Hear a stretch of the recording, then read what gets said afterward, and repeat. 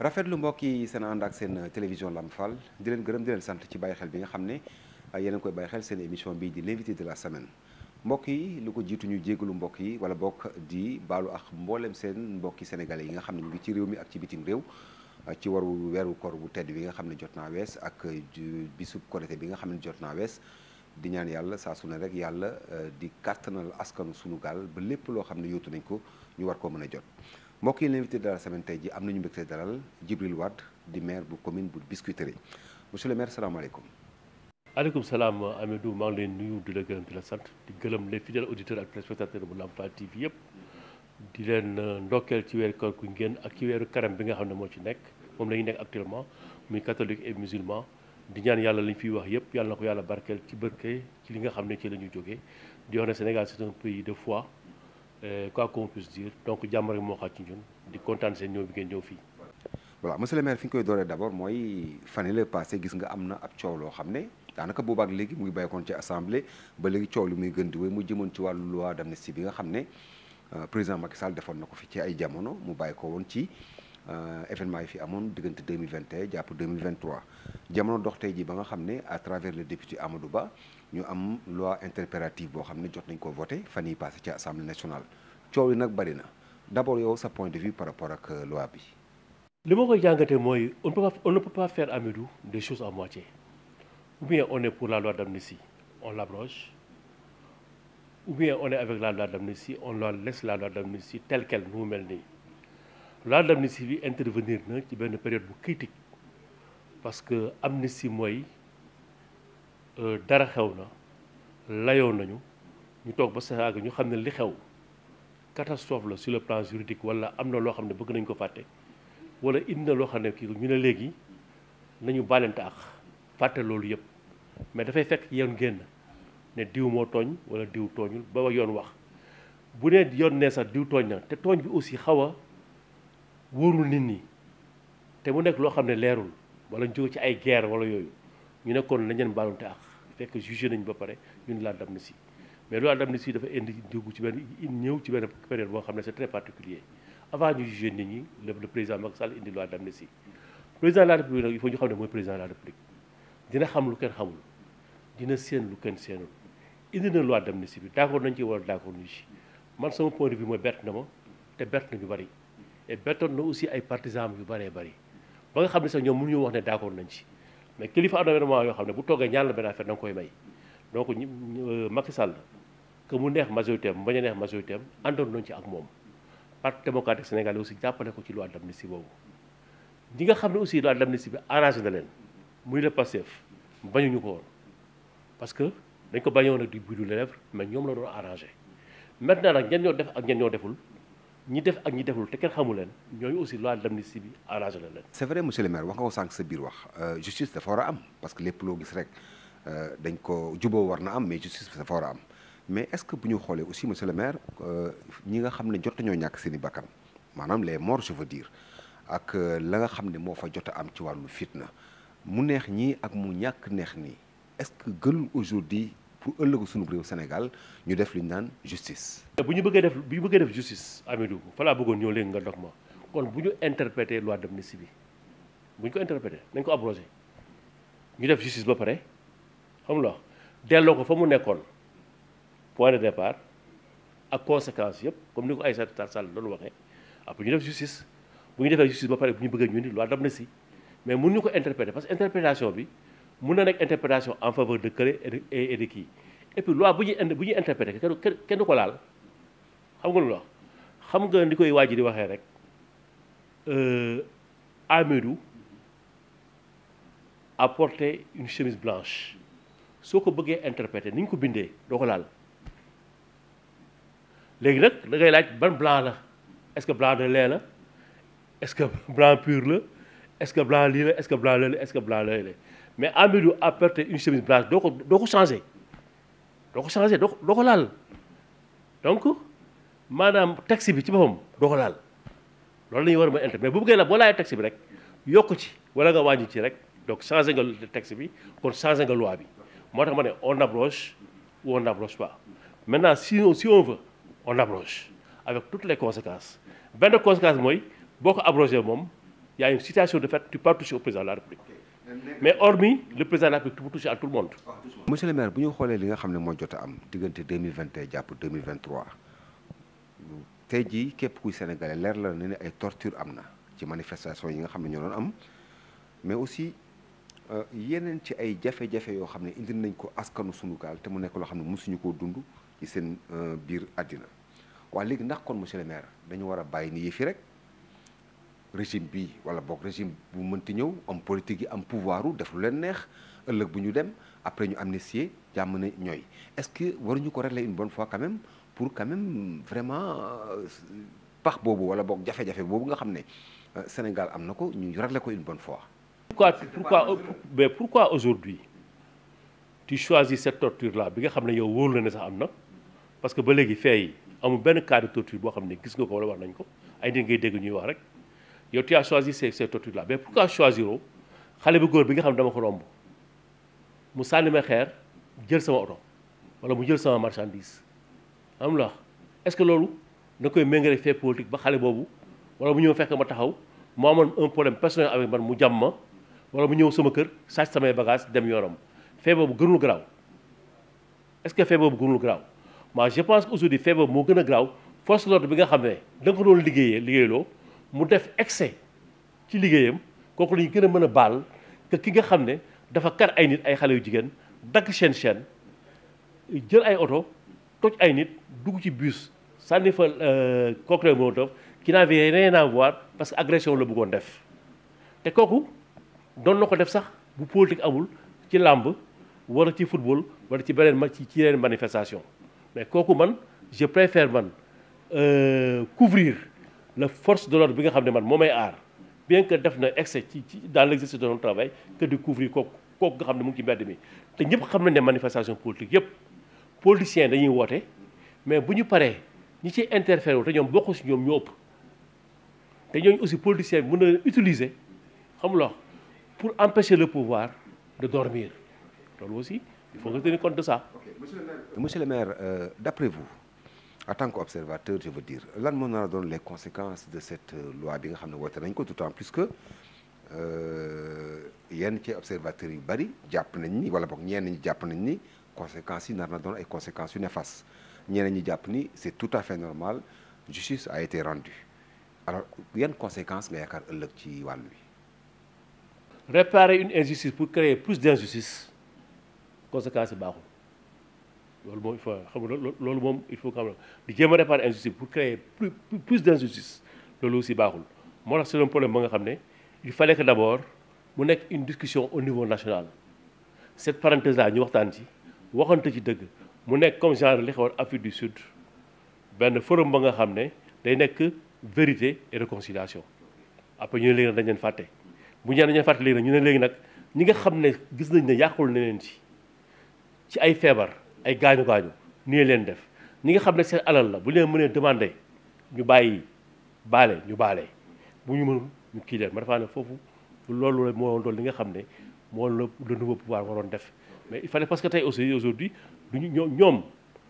au niveau de Pastef au niveau du nouveau ils disent que ne seen ay militants ñoo ci yàqule mais am na ñeneen ñi nga xam ne duñu ay militants mais yàqul nañ seen alal am na ñeneen ñoo xam ne aussi duñu militant kenn yàqul nañ ci mais léegi moo def ku ma am ndey ak ku ma amul bàyyi boo ko defee loolu aussi baaxul. le maire sans transition dañu des ba léegi foofee ci assemblée nationale fan yi nga xam ne ci la ñu wees am na benn pàcc ci assemblée nationale ñu naan leen opposition bu ay parlementaires janoo ak taskatu xibaar yi ñoom fas yéene boycotté ñëw bi nga xam ne premier ministre Ousmane Sonko waroon na ko ñëw ci assemblée nationale. ñu bari nag wala boog ñenn ñi jàpp ni y a manque de respect par rapport aux institutions ñeneen ñi jàpp ni tiraillement entre deux institutions noo jàngatee ces genres de décisions yi nga xam ne bàyyeekoo na ci ay élus du peuple. waaw xam nga c'est des choses yoo xam ne du tey dafa am je pense qu'aujourd'hui benn opposition laa fi gisoon muy le parti démocratique sénégalais bu mu nekkee ci opposition bi ñoom lu ñu opposé wu du ñu boycotter l'Assemblée nationale mais boo xoolee après bi Abdoulaye Wade faloo toutes les oppositions ont eu à boycotter l'Assemblée nationale même le Pastef bi dañoon toog ay moment du ñu bokk et tout ça gis nañu fi opposition boo xam ne dafa taxaw biir Assemblée nationale ne lii du fa am damm micro et tout ça alors man nag comme démarche politique bu ma seetlu am aujourd'hui su ma seen opposition bi mënuñu keroog def benn génn sur la lame des dafay intervention yu baax a baax tey sur le premier ministre war a ñëw nañu engagé cette bataille là devant le premier ministre dem kii ko mais nag aujourd'hui c'est une position politique il faut que aussi nga nangu leen ko mais on ne peut pas aujourd'hui demander au premier ministre de venir à l'Assemblée nationale après di ko boycotter loolu moom vraiment xaw ma bonne position politique mais man je trouve que pour le moment loolu war nañu ko weesu Sénégal il faut qu'on essaie d'avancer le peuple sénégalais est mûr élection yi deuxième alternance ak troisième alternance bi war na nekk peuple sénégalais ils sont mûrs parce que lu ñu def xam nañ ko ñi nekk au pouvoir bu leen meree gars yi duñu ko génnee ci biti dañuy toog jàpp seen njàmbur rek ba jour vote bu jotee ñu gis ko loolu man opposition bi fu mu nekk nii nañu jéem a civiliser rapport yi xam nga bu ñu topp ci gars yi li nga xam ne loolu la ñu doon def ñu ne koy jéem a delloo suñ ko defee parce que il faut mettre fin à ça si chaque opposant dit que kii bi muy opposé li la doon def dama koy delloo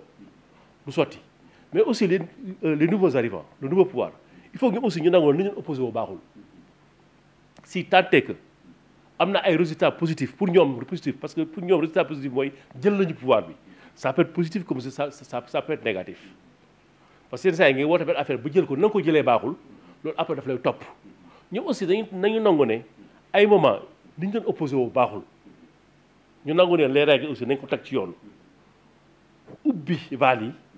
yi gars yi dugg ci ñu toog waxtaan. c'est vrai que monsieur le maire nee nga ni ñu doon opposé wu baaxul ok je suis entièrement d'accord mais est-ce que aussi ci beneen angle mënoo ko jàngatee nguur gi fi nekkoon di nguuru Macky Sall na mu doon réprimer moo obligé woon xëy na opposition bi fi nekkoon à ce que ñun aussi ñu riposter de cette façon aussi. le dire mooy li ma la wax ne tout le monde me le dire tout le monde peut dire que ne c'est la méthode du pouvoir qui me pousse à faire ça tout le monde peut le dire tous les opposants ont dit ça il faut que l'on arrête mais à un moment donné après il y a la justice il y a quelqu'un qui disait il n'y a pas d'alternative à la justice il faut que ñu dellu foofu parce que à chaque fois bu ñu amee problème la société civile la société maraboutique la justice moo ñu ciy génnee mais élection yi passé gis nañu bi le conseil constitutionnel génne donc il faut que aujourd'hui que ñun Sénégal ñu wóolu suñu justice baax na baaxul il faut que ñu wóolu suñu justice mais li ngay wax nii effectivement loolu la ñoom Ousmane Sonko doon wax démb mais ñi tamit loolu la ñuy wax tey am nañu ko wax Abdoulaye Wade mais terewul Abdoulaye Wade avec sa toute puissance jël na nguur gi terewul Macky Sall bi nga xam ne moom la Abdoulaye Wade doon wax naan romb naa ko fii ci Bourguiba bi mu ànd ak ñetti nit mais mu jël pouvoir bi terewul Ousmane Sonko ak Diomaye ñu génne leen prison ñu ñëw jël nguur gi kon aussi le pouvoir bu mu ne nu mu tudd comme ni ko waxee ñi fi newoon démb lañ doon def baaxul il faut que mu opposé wu en amenant la violence dans ce pays là. parce que après quel que soit Alpha dafay descendre ci yow xam nga l'affaire Merceille la manière à Wade de s'opposer ak Diouf bi mu jëlee pouvoir bi feeñ na ci moom Macky Sall quand il disait que on va déloger le président Abdoulaye Wade après fay na ko Ousmane Sonko li mu doon wax yëpp gars yi ñu koy tegal baar yi moo tax may ne Sénégalais yi il faut que ñu wóolu leen ñu gëm leen xam ne dofuñu li xew sa biir kër sa diggante sa jabar Sénégalais yi xam nañ ko les murs ont des oreilles kon il faut que ñu wóolu le peuple sénégalais et le peuple sénégalais est en avance sur nous les hommes politiques sur nous-mêmes les Sénégalais il faut que loolu ñu xam ko. monsieur le maire en parlant de justice fan yëpp yaakaar naa yaa ngi ko suivre ci presse bi lépp nag mu ngi bàyyeekoo ci janoo bi nga xam ne jëwriñ ci lépp lu jëm ci wàllu yoon amaloon na ko ak assemblée nationale am yenn ci ay député Pastef yu jóg ne daal vraiment justice bi barul dafa yéex et cetera mais depuis lors on ne cesse de voir en tout cas une presse boo xam ne daal dafa mel dañu réclamer à ce que Ousmane Diagne tëb ñu bari jàpp ni il n'est pas le ministre du projet.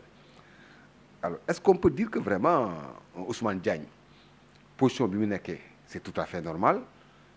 sachant que aussi ces hommes d'État yi nga xam ñoo ñu jiite c'est des hommes politiques qui veulent aussi préserver leur pouvoir politiquement est-ce que Ousmane Diagne tamit na muy doxalee arrangé na régime bi fi nekk. bon ça c'est toujours comme ça que ça soit le président de la République que ça soit le ministre de la Justice que ça soit un premier ministre ou un autre toujours nit sa organisation sa aile dure dafa am toujours ñuy def pression ci yow parce que gars yi dafa am dañuy bëgg leneen dañuy bëgg def advancé wu xam nga Amidou quand Wade a pris le pouvoir quand Diouf a pris le pouvoir sur Senghor Il y a des gens qui étaient dans l'entourage de Diouf dañu bëggoon Diouf accélérer la désengorisation boo ko seetloo sax Diouf indi na la cour de l'enrichissement illicite c'était pour yenn partisans Senghor yi mu jëm leen écarter pour mën asseoir sa base politique mais après dafa dem benn mois mu taxaw Wade bi mu jëlee pouvoir bi heureusement Wade n'a pas été comme les autres moom dafa ñëw rek dem kër yaay Abdou Diouf pour calmer le jeu mais terewul def nañu benn chasse aux sorcières commencé mais après Wade da ko freiné mais Macky Sall aujourd'hui li ñu koy def nii les tableaux de Wade ñu koy fàttaliku parce que yow da ngay bëgg bi nga ñëwee le temps que ngay toog di tergiverser ngay accuser l'ancien pouvoir pour nelawloo le peuple pour mën a asseoir sa politique tu sais astuce politique la quoi mais am na foo xam ne waroo fa yegg ñii tamit ils ont commencé par des choses yi nga xam ne taxawul léegi dañ koy bàyyi mais il faut que ñii aussi xam ne le nouveau pouvoir que ñoom marge bi Wade amoon Macky am ko amuñu ko Wade avait 7 ans 2 ans de plus que Macky a 7 ans 2 ans de plus que eux ils ont 5 un dem na donc mënuñu fi nekk di wax l'ancien régime et ñun Sénégal nous ne jugeons pas les politiques par rapport à ce qu'ils ont fait nous jugeons les politiques par rapport à ce qu'ils n'ont pas encore fait Macky Sall lu mu deful mais xam nga gars yi lu ñuy wax def fi lii dem nañu ba naan ko sax le bilan immatériel Wade aussi dañ daan lu fi deful ci ay chantier mais on va dire à Wade aussi le bilan immatériel ñoom aussi on va leur parler de bilan immatériel et de bilan matériel donc sur le plan matériel il faut que ñu am un bilan ba pare nag et tout ça donc ils n'ont pas beaucoup de temps il faut que yenn caaxaan yi jël ko teg ko fële mënuñu parce que Sénégal daf leen fal. mais c'est vrai même si c'est vrai que monsieur le maire wax nga ni comme quoi que autorités yu bees yi dañu war a dem à l'essentiel mais premier ministre waxoon na ko fallait le passé ne woon na nous avons trouvé un pays en ruine est-ce que mënuñ jàpp kon ni ginnaaw ñoom bi ñu ko waxee ba noppi naam faaw ñu séq ay jéego waaye it faaw ñu am lu ñu lijjanti daar ngir seen yoon mën a ratax yoon bi mën a am xàll woo xam ne dana leen permettre ñu jàll ci li nga wax muy maanaam l'essentiel. Médou bu la kat ndax cette mairie là avant moo ko jël yaa ngi ñoo nga fi ñoo ko jëlee ñoo nga fi on trouve toujours un pays ou bien une structure en ruine moo tax dañuy indi changement quand les gens te disent que ne yow Amadou fan lañ la bureau nangam tu es chef nangam parce que ki fi ne woon gars yi dañuy trouver que ne il a eu ses limites ñu jël a teg la fa boo fi nekk naan waa ji la manqué non nekkuñu fi pour loolu on amène les gens pour qu'ils amènent un nouveau souffle un nouveau départ pour faire autre chose Wade bi mu ñëwee fii moom moo am chance ne il a trouvé des trucs pour ndax nañu envoyer les bailleurs mais Macky quand il est venu il a parlé de tapis ñii tamit ils vont parler d'autres choses Abdou Diouf bi mu ñëwee dana wax naa l'ajustement structurel et cetera donc c'est comme ça la vie même yow boo ñëwoon léegi jël sama oto jënd ko ci man di nga am loo ci gis loo xam ne moom ngay changer ak na nga ko fekkee woon ak na nga ko bëggee doon noonu kon je pense que c'est loolu ce n'est pas problème il faut que ñoom ñu war ñu seen empreinte loolu la ñu mën ak fan la ñu bëgg a yóbbu dëkk bi foofu la ñu toll mais buñ ñu nekk fi rek pendant 1 an pendant 2 ans nous parler de Macky Sall ay fekk ñu fi dara nous avons trouvé un pays en ruine qui marche où les gens vont di màggal Touba di Tabaski di Korité et cetera am BRT am yëpp am monument de la Renaissance il y a du tout dans ce pays là et utiliser ces choses là et puis gis nañu oto yu bees yi Macky Sall bàyyi woon yi ñu jël ñoom seen oto yi y a beaucoup de choses aujourd'hui et puis on a vu des gens yi nga xam ne bëgg démb rek amuñu woon vélo sax mais tey on les voit avec de grosses voitures et de gros cylindres tey ñun aussi dafa ñëw mais un peu en ruine c'est pas comme ça moi je viens de la Libye dem naa Benghazi dem naa truc j'ai vu mais bien que sax demoon naa fa il y a de cela 7 à 8 ans mais am na ngandam sax un pas mais tu vois les stigmates de la guerre mais loolu amul Sénégal dañuy wax dëgg. alors monsieur le maire émission bi li ci bariwul ku ne xam na ni que Doudou Issa Niass nga remplacé ñuy ñaan yàlla na ko yàlla xaare àjjana boobaak léegi nga nekk fi ñu seetlu ni am na ay régime diggante régime Macky Sall ba ci régime bu bees bi ñëw na tey ji monsieur le maire Djibril Wade ndax toogaay bi mu toogoon ci Cissé moom la toog ba léegi espoir bi maanaam taxawaay bi ndax amul lenn lu ci soppeeku ci diggante bi boobaak léegi. maire bi man ñun ñoo koy liggéey suñu bopp aujourd'hui. mais aussi monsieur le maire Djibril Wade souvent booy wax da ngay am liberté pour wax est-ce que lu jàppoo ni que face aux autorités actuelles mënul am benn genre conséquence ci sa mairie bi nga xam ne nga yor. bon gisuma nu mu war a mais nii laa mos a waxee ah j'ai mon point de vue à chaque fois que le pays a des problèmes je prends position sur le problème qui se pose tey aujourd'hui je wax naa la ko léegi sur le point de vue des députés par rapport au Parlement jox naa seen point de vue librement mais aussi sur un certain nombre de choses avec l'État su ma seyoon nii la ñuy doxalee mais cette liberté là dama koy jël parce que je suis un Sénégalais on est dans un pays libre mais je ne pense pas que ñoom li ñu wax ak li ñu jaayoon wax ñu ko bu dee li ñu jaayoon loolu la ñuy def war ma ci am war a mën a am benn problème parce que ñoom jaago wax léegi nee na dañuy xeex injustice kon booy xeex injustice bul def injustice mais cette liberté là aussi booy ñu ma ko dindil bu ñu ma ko dindilee je pense que les Sénégalais ne seront pas d'accord. monsieur le maire ñu ngi lay gërëm di la sant sa kàddu gu mujj. mais kàddu yi mujj mooy di sant di gërëm waa commune de Biscuiterie tey yi nga xam ne ñoom laay liggéeyal di leen wax ne la situation du pays est comme ça ñun li ñu war mooy dañ ko jëm def ak ñoom mais di leen wax ne nañ gën a am conscience citoyenne parce que suñu environnement ñu ñoo ko mën defaral suñu bopp avec l'appui de l'État il faut que ñun aussi ñu mën a ordonner suñu commune xam ne tey il faut que ñun ñu jël ay mesures yi nga xam ne nit ñi fi ñu war a taxaw dañu fay taxaw li ñu war a def dañ koy def et surtout l'environnement communal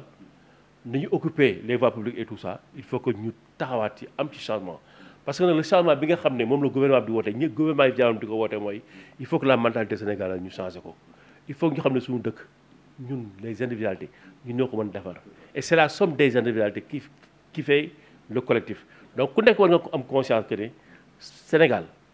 da nga ci am wàll ba nga xam ne da nga koo def da nga war a fay sa impôt dégg naa gouvernement bi ñu ne impôt bi dañu war a élargir éventail bi dama ci d'accord complètement dañu war a élargir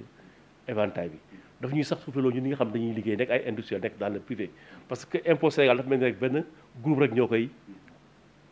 ko yanu loolu aussi baaxul loolu am foofu moo am aussi au niveau de la municipalité ñëpp war nañu acquitter wu seen devoir ñëpp aussi war nañu acquitter aussi de leur devoir de citoyen pour que dëkk baax donc may gërëm waa di leen gërëm baax di gërëm tous les auditeurs et téléspectateurs de Lamp Fall d'ici et d'ailleurs di kontaan ci entrevue bi et di wax ne à une prochaine fois. kon ñu koy gërëm di ko sant ñu doon dalal monsieur le maire Djibril Wade di maire bu Biscuiterie di gërëm di sant ñëpp l'invité de la semaine ci beneen numéro jërë ngeen jëf wa salaam merci.